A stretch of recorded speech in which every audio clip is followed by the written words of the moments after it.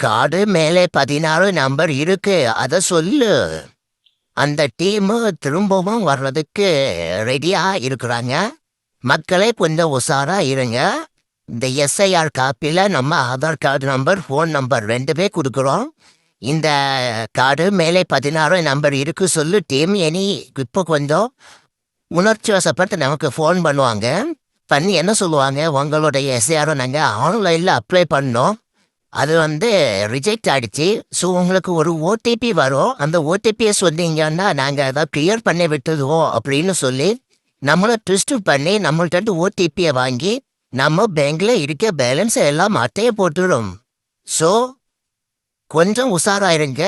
எந்த ஒரு ஓடிபியோ எந்த ஒரு லிங்க் வந்தாலும் அதை மைண்ட் பண்ணாதீங்க.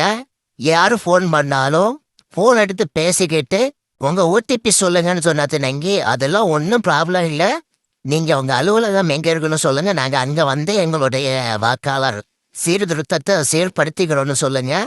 அது உங்கள் தீவல்லோன்னு சொல்லி ஃபோன் பண்ணாங்க. தேர்தல் ஆஃபீஸ்லேருந்து ஃபோன் பேசுகிறேன்னு சொல்லுவாங்க. அவங்களுக்கு என்னெல்லாம் தோணுதோ எல்லாமே சொல்லி பேசுவாங்க. ஸோ நம்ம தான் உஷாராக இருக்கணும். யார் ஃபோன் பண்ணாலும் நாங்கள் அலுவலகத்திலே அதை கிளியர் பண்ணிக்கிறோம். ஓடிபி எல்லாம் சொல்ல முடியாதுன்னு சொல்லி உஷாராக இருங்க.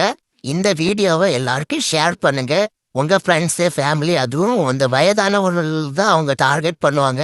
ஸோ அவங்களுக்குல கொஞ்சம் உஷாராக இருக்க சொல்லுங்க. இந்த கார்டு மேலே 16 நம்பர் சொல்லு. அந்த டீமும் திரும்ப வர்றதுக்கும் வாய்ப்புகள் நிறைய இருக்கு. So be careful.